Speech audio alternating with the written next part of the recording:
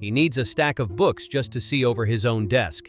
He squeaks when he gets excited. He teaches the class that gives first years floating feathers and cheering charms. For 7 books and 8 films, Filius Flitwick has lived in most people's memory as the harmless little professor, the friendly face in the corner of the Great Hall, the comic relief. But on the 2nd of May 1998, inside a Hogwarts that was burning around him, this small, gentle man walked into the worst fight of the entire war and brought down Antonin Dolohov. The same Dolohov who had already bested Mad-Eye Moody. The same Dolohov who killed Remus Lupin. So how does the smallest, kindest professor in the castle end up being one of the deadliest wizards standing in it? The answer has been hiding in plain sight the whole time. If you'd asked any Hogwarts first year about Professor Flitwick, you'd have gotten the same picture every time. The cheerful voice from the front of the charms classroom. The wizard so short he perches on a pile of books behind his desk. The teacher who claps his hands and beams when a student finally gets a feather to float, calling the whole room over to look.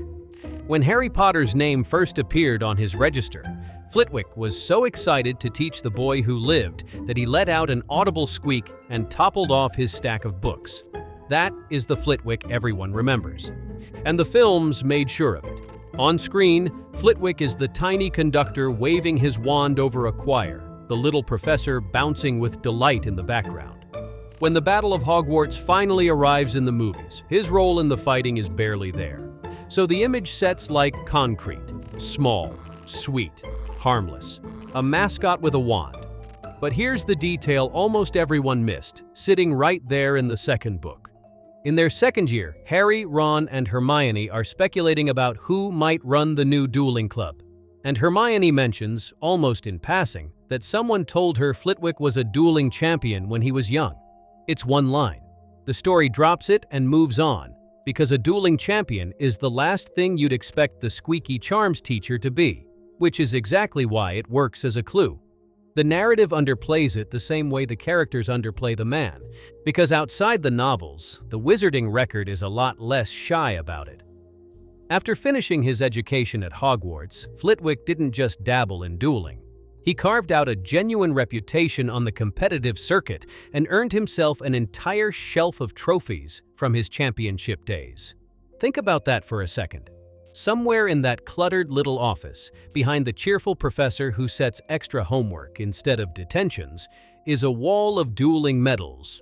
He hadn't competed in years by the time Harry knew him. But the skill that wins you a dueling title doesn't evaporate. It just goes quiet. And there's a piece of Flitwick's origin that makes the whole harmless little man reading fall apart. Flitwick isn't fully human. He has goblin ancestry in his bloodline. Now, this is worth getting exactly right, because it often gets exaggerated. J.K. Rowling clarified that Flitwick isn't a half-goblin. He's a human being with a goblin ancestor somewhere back in the family tree, a dash of goblin blood rather than a 50-50 split. That heritage is part of why he's so small. But here's the thing people get backwards. In the wizarding world, goblins are not gentle. They are fierce, proud, brilliant metalworkers and warriors who fought their own bloody rebellions against wizards for centuries. Flitwick's size was never a sign of weakness. It was a costume the whole world mistook for the truth. Everyone looked at the tiny professor and saw someone fragile. Almost nobody stopped to ask what that small frame was actually capable of. Which brings us to the magic itself, and the biggest misunderstanding of all. People hear charms teacher and picture party tricks, levitating feathers, cheering charms, making objects dance, harmless classroom stuff. But charms is not the soft option. Charms is the branch of magic that covers shielding, defensive enchantment, and the precise, controlled spell work that decides who walks away from a duel. The wizard who mastered that field wasn't teaching a hobby. He was teaching applied combat magic with the sharp edges filed down for 11-year-olds. Watch what Flitwick actually does when you're paying attention. He performs magic non-verbally, without a single word, casually relighting the candles floating above the Great Hall with a wave of his wand while other wizards are still shouting incantations out loud. Silent casting is advanced, difficult magic. It's the kind of skill that separates a competent wizard from a dangerous one, because an opponent can't hear what's coming. And in Harry's 4th year, it was Flitwick who taught the class the summoning charm. The very same charm that Harry used, weeks later, to call his broom to him in the first task of the Triwizard Tournament and survive a Hungarian horntail. The little charm's professor didn't just teach spells, he taught the spell that kept the hero alive. In a few years, the wizarding world would see exactly what that quiet mastery was worth. If you're getting something out of this deep dive, take 1 second and subscribe. This channel goes this deep on the corners of the wizarding world nobody else bothers with, and there's a lot more where this came from. Now, all of that skill had stayed peaceful for decades. Flitwick spent his years at Hogwarts as an educator first, indulging the students who struggled and rewarding the ones who tried. But what he did when the school itself came under threat made every trophy on that shelf look like a warm-up. When word reached Hogwarts that Voldemort and his army were coming, the staff had to turn a school into a fortress in a matter of hours. And the man at the heart of the castle's magical defenses was the charm's master. Protective enchantments, barriers, the layered spellwork wrapped around the ancient stone of Hogwarts to hold an army of Death Eaters at bay. That is charms at the highest level, under the highest possible stakes, and Flitwick was central to building it. Then he took groups of fighters up to the highest towers of the castle to work spells down onto the battlefield from above. This is not the behavior of comic relief. This is a veteran commander who knows exactly what his magic can do. People thought they had the full picture of Filius Flitwick. They were wrong. Because before the Death Eaters even reached the walls, there was a moment inside the castle that told you everything about the man's nerve. Severus Snape was headmaster of Hogwarts, installed by Voldemort himself, and by that point one of the most feared wizards alive.